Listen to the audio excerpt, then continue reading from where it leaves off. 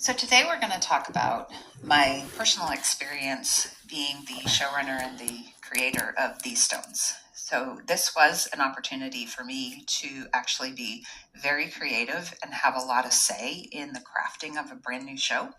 And it was super exciting. We got to do the first season so far, and the whole season is 6 episodes, which is something that a lot of streamers have been doing lately. So we decided as an independent company, Stone Impact Media, that we wanted to create something that could be a limited series or a series that could go on, for 10 years if we were able to set it up that way.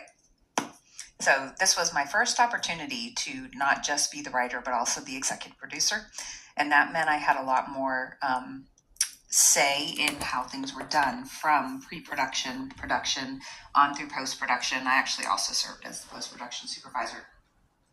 And then as a showrunner, I was on set. My role was watching all of these episodes being shot and making sure that the integrity of the production was working and that we were following some continuity between one episode to the next. We actually shot all 6 episodes concurrently, which is a little unusual. Most television shows might do 1 episode at a time, or 2. They block shoot, maybe 1 and 2 at a time, and then they move on to 3 and 4. But it didn't make any sense for us to do it that way on our budget and given our locations, because we have this gorgeous farm property that we were able to get for the show that was we didn't want to have to make that family move out over and over and over again. So we sent them away for a couple of weeks and we shot out all 6 episodes at that property, and then we let them move back in.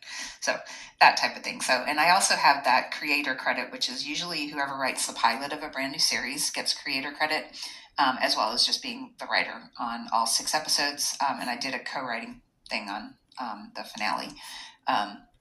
It's based on a book manuscript, though, so it had a concept behind it. And here are just some things if you ever want to follow along with our show. These are our handles on the various social media websites.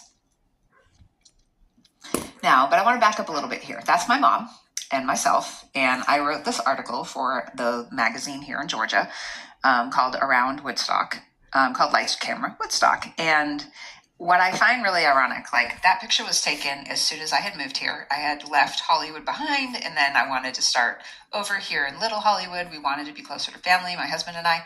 And I just fell in love with this town, that we just knew that it was home. And I knew one day I wanted to put it in a movie. So this was always my dream. And I got to write a couple articles for this magazine. And I wanted to just share this piece of something that one of the articles they had me write was about the Christian